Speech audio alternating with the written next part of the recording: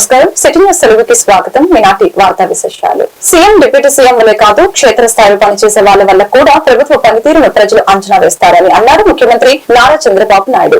సచివాలయం వేదికగా జరిగిన కలెక్టర్ల కాన్ఫరెన్స్ లో ఆయన మాట్లాడారు. ఇక ప్రతి 3 నెలలకి ఒకసారి కలెక్టర్ల కాన్ఫరెన్స్ నిర్వహిస్తామని తెలియజేశారు. ఏపీ బ్రాండ్ దెబ్బతీసే విధంగా గత పాలకులు వ్యవహరించారు. ఐఏఎస్ అధికారులు మనోధైర్యాన్ని గత ప్రభుత్వం దెబ్బతీసే విధంగా వ్యవహరించిందని మండిపడ్డారు. ఆంధ్ర ఆఫీసర్లంటే గతంలో జాతీయ స్థాయిలో కీలక పదవుల్లోకి వెళ్లారు. ఏపీలో పనిచేసిన వాళ్లు ఆర్బీఐ గవర్నర్లు అయ్యారు. కానీ గత పాలన వలన ఏపీ బ్రాండ్ దెబ్బతింది.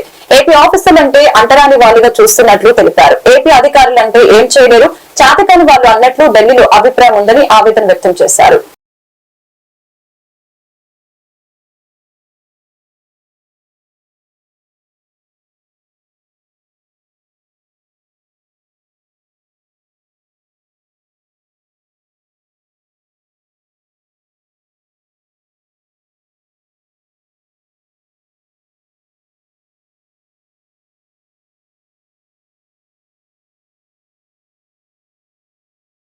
గత ప్రభుత్వంలో ఇసుక అక్రమాలపై సిఐడి విచారణ ఆదేశిస్తున్నట్లు సీఎం చంద్రబాబు ప్రకటించారు.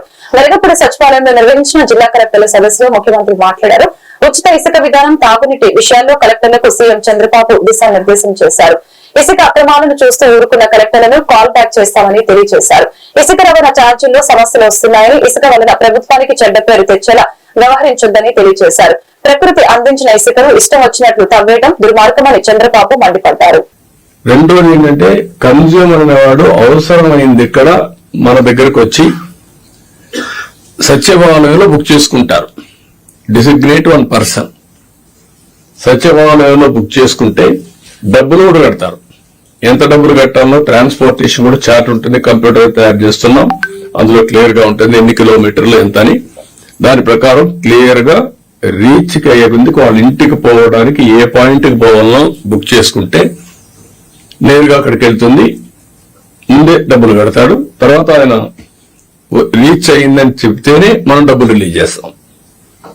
నెంబర్ 2, ఆల్ లారీస్ ఓబరైజేషన్ ప్రిన్సిపల్ ఈజ్ వెరీ క్లియర్. ఈరోజు మీరు చూస్తున్నారు, ఇక్కడ ఆటోలు ఉన్నాయి, రైల్వే స్టేషన్ లో ట్రైన్ వచ్చింది, వరుసగా ఆటోలు వస్తూ ఉంటాయి, ట్యాక్సీలు వస్తాయి. ఫస్ట్ కమ్ ఫస్ట్ సర్వ్, ఎక్కడ పోవాలో అకార్డింగ్ టు డిస్టెన్స్ రేట్లన్నీ డిసైడ్ అయిపోతాయి. పే చేస్తారు, వెళ్ళిపోతున్నారు. Same I want to bring those who are interested lorries. I'm requesting them. Harassment లేకుండా విన్ విన్ సిచ్యువేషన్ ఉండాలి. మీరు ప్రభుత్వానికి చెడ్డ పేరు తేవద్దండి. మమ్మల్ని ఇబ్బందులో పెట్టి మీరు ఇబ్బందుల్లో పడద్దండి. మీరు ఓబరైజేషన్ చేసుకోండి, పేర్లను రిజిస్టర్ చేసుకోండి. దెన్ మనం మెసేజ్ పెడతాం. హాఫ్ అన్ అవర్ ముందే రమ్మంటాం, నేరుగా వస్తారు.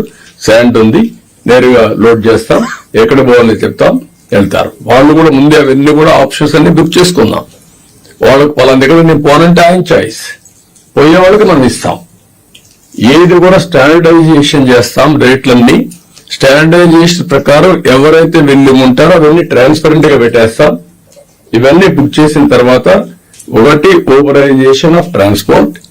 అవసరమైతే ఆ వ్యక్తి రావాలంటే పలానా రోజు మీకు దొరుకుతుందంటే వచ్చి ఆయన వెహికల్ అయినా పోవచ్చు, లారీలో కూర్చొని ఇంటికి తీసుకుపోవచ్చు. We don't have any objection. Check చేసుకోమనండి. ఎక్కడైతే బిగినింగ్ పాయింట్ ఉందో, ఒక లారీ తీసుకున్నాడు 10 tons, నేను వస్తానంటాడు, రండి బస్ లారీలోకి వెళ్ళిపోతాడు, లేదంటే ఆయన ఓన్ వెహికల్ ఉంటే వెళ్తాడు.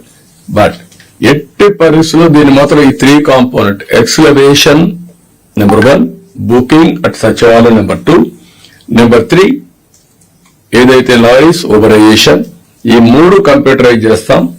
Will keep before you. You have to act very firmly. Nobody should touch.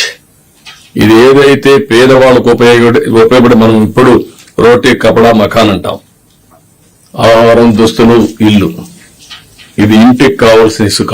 అదే కాకుండా it is the right the common man. Nature లో వచ్చిన ఇసుకని కొంతమంది ఇష్టానుసారంగా చేయడం చాలా దుర్మార్గం. రాష్ట్రంలో రెడ్ బుక్ రాజ్యాంగం నడుస్తుందని మాజీ మంత్రి పేర్ని నాని మండిపడ్డారు. బీహార్ లాంటి రాష్ట్రాల్లో ఉండే సంస్కృతి ఏపీకి తెచ్చారని తీవ్రంగా విమర్శించారు. రోజు రోజుకి రాష్ట్రంలో ప్రేరేపిత హింస రెట్టింపు అవుతుందని ఆరోపించారు. కళ్ల ముందు దాడులు జరుగుతున్నా పోలీసులు పట్టించుకోవడం లేదని తెలియజేశారు. సుబ్బరాయుడు హత్య జరిగిన తర్వాత పోలీసులు వచ్చారని ఆగ్రహం వ్యక్తం చేశారు. జగ్గైపేటలో శ్రీనివాస్ అనే వైసీపీ కార్యకర్తను ప్రాణం పోయేలా కొట్టి పడేశారని చెప్పారు. రెడ్ బుక్ రాజ్యాంగాన్ని ఓ పాత డీజీపీ పాత ఐజీ అమలు చేస్తున్నారని ఆయన ఆరోపణ చేశారు. పవన్ కళ్యాణ్ చంద్రబాబు వీటికి సమాధానం చెప్పాలని డిమాండ్ చేశారు. చంద్రబాబు నాయుడు గారు, పవన్ కళ్యాణ్ గారు, అలాగే మోడీ గారు ముగ్గురు నాయకత్వంలో ఏర్పాటైనటువంటి ఈ కూటమి ప్రభుత్వం శాంతి భద్రతలను కాపాడేటువంటి పోలీసు విధి నిర్వహణకి కొత్త పోకడలో నడిపిస్తున్న పరిస్థితులను మనం చూస్తున్నాం. గతంలో మున్నెన్నడూ ఆంధ్రప్రదేశ్ రాష్ట్రంలో, ఉమ్మడి ఆంధ్రప్రదేశ్ రాష్ట్రంలో కూడా ఏ రోజు కూడా చూడనటువంటి పోలీసు విధి నిర్వహణలో కొత్త పోకడల్ని ఇవాళ ఈ కూటమి ప్రభుత్వంలో వీళ్ళ ముగ్గురు కలిసి నడిపిస్తున్న పరిస్థితులు మనం చూస్తున్నాం. పాత రోజుల్లో బీహార్ రాష్ట్రంలో, ఉత్తరప్రదేశ్ రాష్ట్రంలో అక్కడ ఇటువంటి ప్రభుత్వ ప్రేరేపిత హింసను మనం చూస్తున్న పరిస్థితులను మనకి ఈ రెడ్ బుక్ నియంత్రణలో పోలీసులు కూడా కూటమి రౌడీలతో అఘోరం పొందటం,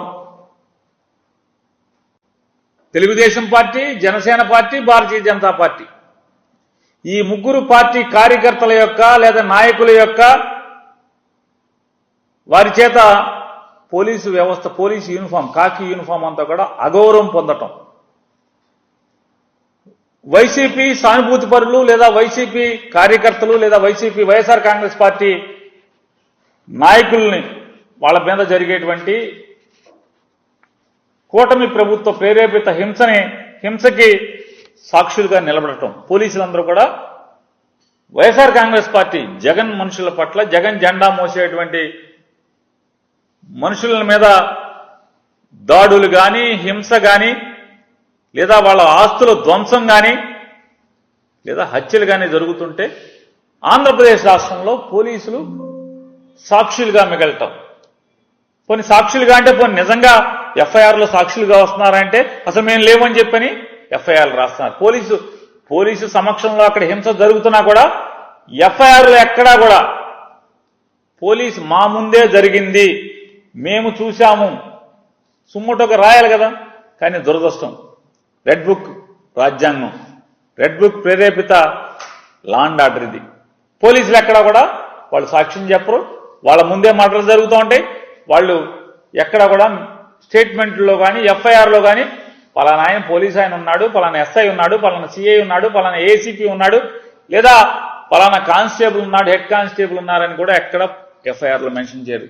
కానీ వాళ్ళు దగ్గరుండి అచేతనులై అలా చూస్తూ అవసరమైతే వాళ్ళతో తిట్లు తింటూ, వాళ్ళతో తన్నులు తింటూ, అరే నిన్ను విఆర్కి వెళ్తావా, విఆర్కి పంపిస్తావరా, నిన్ను సిఐని, ఎస్ఐని, డిఎస్పీని కూడా ఏరా ఒరే నిన్ను విఆర్కి పంపిస్తావరా అని తిడుతున్నా మాట్లాడరు, కాలర్ పట్టుకున్నా మాట్లాడరు.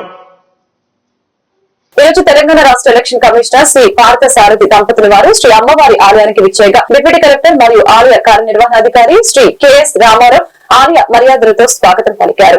అనంతరం ఆలయ కార్యనిర్వహణాధికారి వారు వీరికి అమ్మవారి శేషవస్త్రం, ప్రసాదం మరియు చిత్రపటాన్ని అందజేశారు.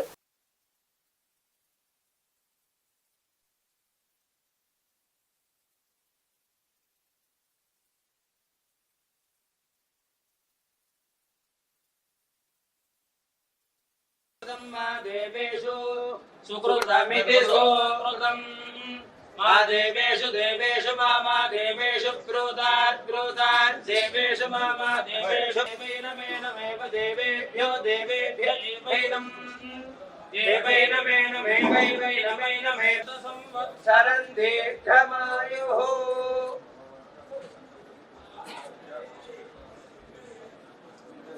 దేవతా దివ్యానుగ్రహ ప్రసాద సిద్ధిరస్తు.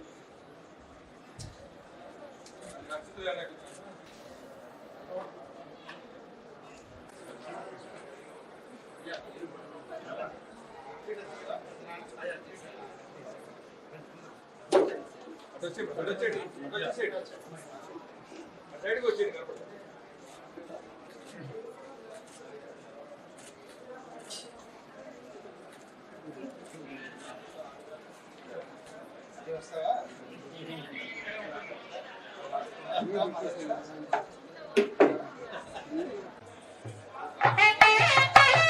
ఆగస్టు 1 నుంచి 7వ తేదీ వరకు జరుగుతున్న తల్లిపాల వారోత్సవాలలో భాగంగా ఎన్టీఆర్ జిల్లా జగ్గేపేటలో గర్భిణీలు బాలింతల గృహ సందర్శన కార్యక్రమాన్ని అంగన్వాడీ కార్యకర్తలు సోమవారం నిర్వహించడం జరిగింది. ఈ సందర్భంగా తల్లిపాలు ఇవ్వటాన్ని మెరుగుపరచడంలో వారి పాత్రలపై తల్లులు, భర్తలు, కుటుంబ సభ్యులకు అవగాహన కల్పించారు. ఈ సందర్భంగా పలు వార్డుల్లో ర్యాలీ చేపట్టారు. ఈ కార్యక్రమంలో అంగన్వాడీ కార్యకర్తలు, సచివాలయ సిబ్బంది, ఏఎన్ఎం, ఆశాలు తదితరులు పాల్గొన్నారు.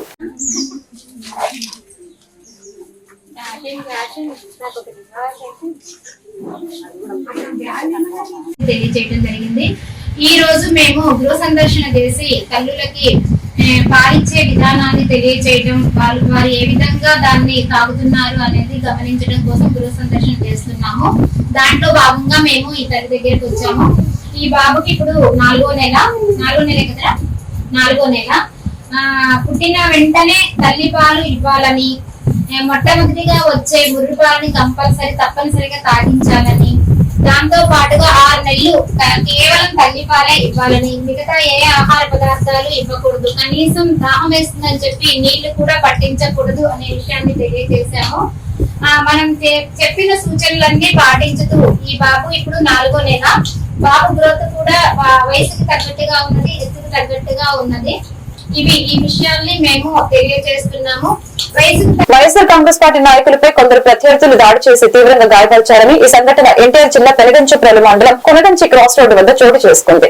నవాబుపేట గ్రామ మాజీ ఉప సర్పంచ్ సీనియర్ నాయకులు గింజుపల్లి శ్రీనివాస్ పై కొందరు తెలుగుదేశం పార్టీకి చెందిన వారు దాడి చేసి తీవ్రంగా గాయపరిచగా, దాడిలో గింజుపల్లి శ్రీనివాస్ తో పాటు అడ్డు వచ్చిన పలువురు గాయపడడం జరిగింది. విషయం తెలుసుకున్న మాజీ ప్రభుత్వ విప్ సామినేని ఉదయభాను విజయవాడలోని సన్ రైజ్ హాస్పిటల్ కి వెళ్లి పరామర్శించి నిందితుల్ని కఠినంగా శిక్షించాలని మీడియా ముఖంగా పోలీసు వారిని డిమాండ్ చేశారు.